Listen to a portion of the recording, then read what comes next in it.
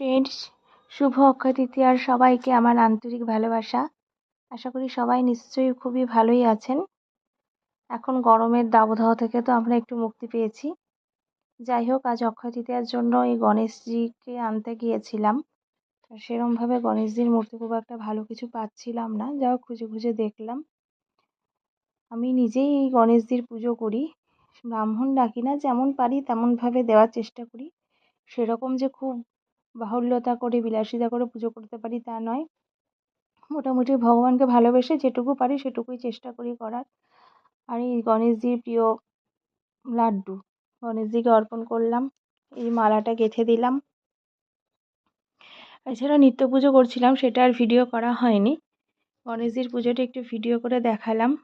Video করা হয় না, কাজ সারাদিন আমাদের সবারই থাকে, কিন্তু সেভাবে কোনো কাজকেই ঠিক ক্যাপচার করতে পারি না, ক্যাপচার করা হয় না। যাই হোক, এই গণেশজিকে পুজো করলাম। পুজো করার কারণ হচ্ছে আমার নিজস্ব একটা ছোটোখাটো একটা পার্লারে কাজ আছে, ওই জন্য আমি এই গণেশজিকে পুজো করি।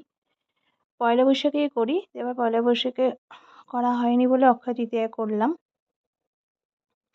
ভালো লাগে বেশ, গণেশজিকে খুবই ভালোইবাসি, ভালো লাগে, তাই পুজোটা নিজেই করি। ব্রাহ্মণ ডেকে করা যায়, কিন্তু করি না, নিজে নিজেই দিই, নিজে নিজেই যেটুকু পারি মনের ভক্তি সহকারে। এছাড়া তো আর কিছু নয়, মনের ভক্তিটাই বড়।